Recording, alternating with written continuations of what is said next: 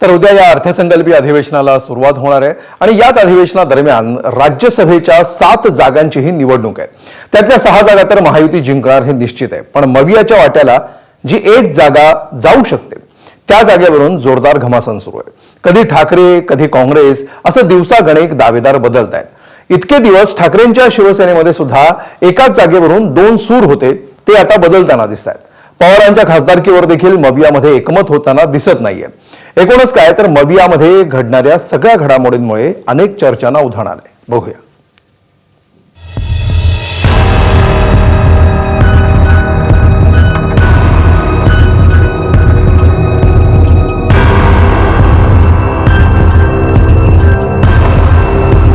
राज्यसभेच्या एका जागेवरून मवियात जोरदार संघर्ष। ठाकरे आणि काँग्रेसकडून प्लॅन बी ची तयारी। राज्यसभेसाठी ठाकरेंची थेट काँग्रेस हायकमांडशी चर्चा। शरद पवारांना बाजूला सारत ठाकरे काँग्रेसचा प्लॅन राज्यसभा।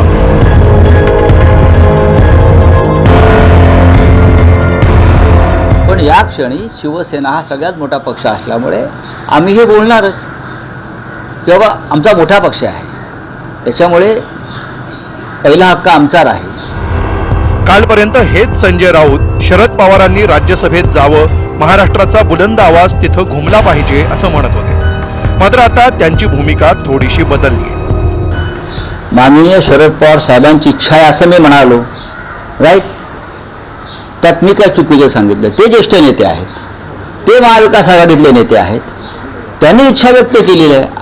आता त्याच्यावरती आम्ही सगळे मिळून एकत्र बसून निर्णय घेऊ। पवारांना राज्यसभेसाठी साकडं घालणारे आता बैठकीची भाषा करू लागले। तिकडे काँग्रेस प्रदेशाध्यक्षांनीही स्पष्ट केलं की अद्याप कोणतीही चर्चा झालेली नाही। अधिवेशन काळामध्ये आमच्या मित्रपक्षांच्या सोबत जरूर चर्चा होईल आणि चर्चेच्या वेळेस या संदर्भामध्ये आम्ही सर्वजण जे आहेत ते अत्यंत सौहार्दपूर्ण वातावरणात चर्चा करून आम्ही निर्णय आणि तोडगा त्याच्यामध्ये काढू। प्रत्येक पक्ष आपली भूमिका मांडतोय आणि त्या भूमिकेतून आम्ही इंडिया अलायन्सच्या आणि महाविकास आघाडी यांचा दोघींचा संगम घालून एका सर्वांना मान्य होईल अशा एका तोडग्यापर्यंत जाऊ। इतकंच नाही तर ठाकरेंप्रमाणे काँग्रेसनेही राज्यसभेच्या एका जागेवर हक्क सांगितलाय आणि त्या सभागृहामध्ये काँग्रेसची ताकद ही वाढवण्याची आवश्यकता आहे। त्यामुळे काँग्रेसला आम्हाला संधी ही राज्यसभेत मिळावी अशी काँग्रेस पक्षाची आमची असणारी भूमिका आहे। एकंदर भाजप विरोधक आम्ही सर्वांनी एकत्र येऊन या निवडणुकीकडे बघितलं पाहिजे, कारण एकमेका सहाय्य करू अव्यय धरू सुपंत हा मॅन्डेट एकंदरीत महाविकास आघाडीला आम्हाला प्रतिनिधित्वाच्या संदर्भामध्ये मिळालेला आहे। आधी ठाकरेंचा दावा, नंतर काँग्रेसची दावेदारी। यात शरद पवारांच्या पक्षाकडून मात्र अद्याप कोणतीही भूमिका नाही। शिवाय दोन्ही राष्ट्रवादीच्या विलिनीकरणाचं भिजत घोंगडं। त्यातच आज मवियाची बैठक झाली। त्यात ठाकरेंचे 4 तर काँग्रेसचे 3 नेते होते। मात्र शरद पवारांच्या राष्ट्रवादीचा एकही नेता नव्हता। अधिवेशनाच्या आदल्या दिवशी होणाऱ्या बैठकीला पवारांच्या नेत्यांनी नसणं, शिवाय मवियानं जे पत्र सरकारला पाठवलं त्यावरही राष्ट्रवादीच्या एकाही नेत्याचं नाव छापलेलं नसणं आणि ऐनवेळी माजी आमदाराचं नाव पेनानं लिहिणं, हे सगळं अनेक प्रश्न उपस्थित करून जात होतं। आम्ही अजूनही एकत्रितच आहोत, मात्र मिसकम्युनिकेशनमुळे पवारांचे नेते सोबत दिसले नाही असं महाविकास आघाडीच्या नेत्यांनी म्हणत पहिली बैठक आणि त्यानंतर पत्रकार परिषद पूर्ण केली। मात्र याच पत्रकार परिषदेमध्ये शरद पवारांच्या राज्यसभेचा प्रश्न उपस्थित केल्यानंतर शिवसेना, ठाकरे गट आणि काँग्रेसच्या नेत्यांनी एकाच सुरामध्ये विषय बदललेला पाहायला मिळाला। तरी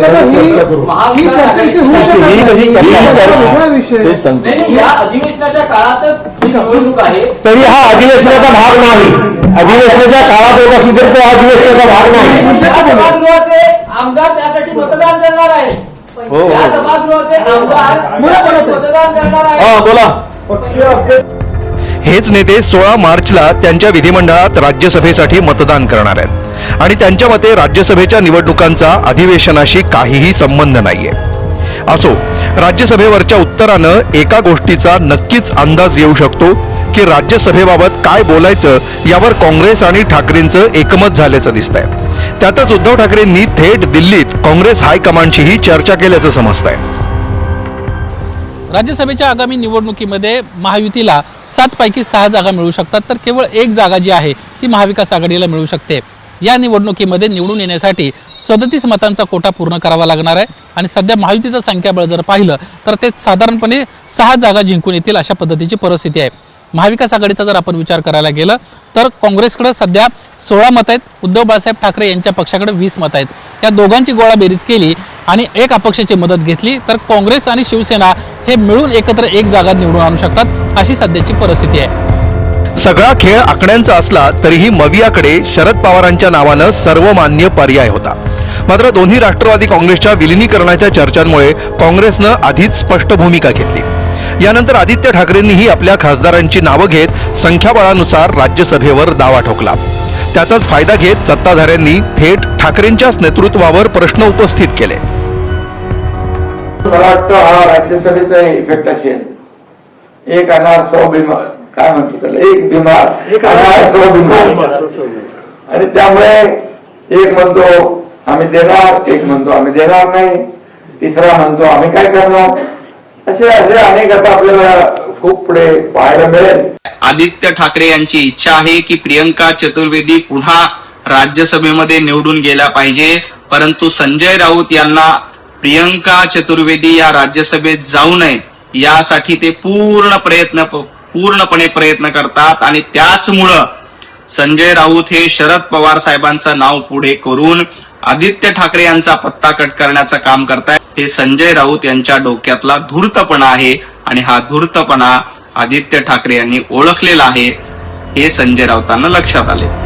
विरोधकांना जरी ठाकरेंच्या पक्षात 2 सत्ता केंद्र दिसत असली तरी काँग्रेस ठाकरे हेच समीकरण कायम राहिलं तर मे महिन्यात होणाऱ्या विधान परिषदेच्या निवडणुकांमध्येही पवारांच्या राष्ट्रवादी शिवाय 1 जागा जिंकणं शक्य होणार आहे. तशी आकडेवारीही आहे. परिषदेत एका आमदारासाठी 29 मतांचा कोटा आहे. ठाकरे काँग्रेस मिळून ही 1 जागा नक्कीच जिंकू शकतात आणि त्याच जागेवर काँग्रेसनंही उद्धव ठाकरेंनाच साकडं घातलंय. विधान परिषदेच्या निवडणुकीमध्ये उद्धवजींनी पुन्हा सभागृहामध्ये महाविकास आघाडीच्या माध्यमातून जावं आणि राज्यसभा जी आहे या राज्यसभेमध्ये काँग्रेसला त्यांनी संधी द्यावी अशा प्रकारची आमची विनंती ही उभाटाला आणि पवारसाहेबांच्या राष्ट्रवादीला या दोन्ही पक्षांना आहे. म्हणजेच काय तर काँग्रेसनं विधान परिषदेचा मुद्दा मार्गी काढत राज्यसभेची दावेदारी आणखी पक्की केली आहे. पण त्यांच्या दावेदारीनं मवियात राज्यसभेच्या एका जागेवरून सुरू असलेली रस्सीखेच उघड झाली आहे. असं असलं तरीही गेल्या राज्यसभा आणि विधान परिषद निवडणुकांचा इतिहास पाहता क्रॉस वोटिंगचा निवडणुकीत गेल्या दोन्ही वेळेला सर्वात मोठा धक्का काँग्रेसलाच बसला होता. त्यामुळेच पवारांना सोबत घेण्यापेक्षाही 16 मतं बाद होऊ न देणं आणि तीही ठरलेल्या उमेदवाराला जाणं हे काँग्रेस आणि मविया समोरचं आव्हान असणार आहे. ब्युरो रिपोर्ट, एबीपी माझा.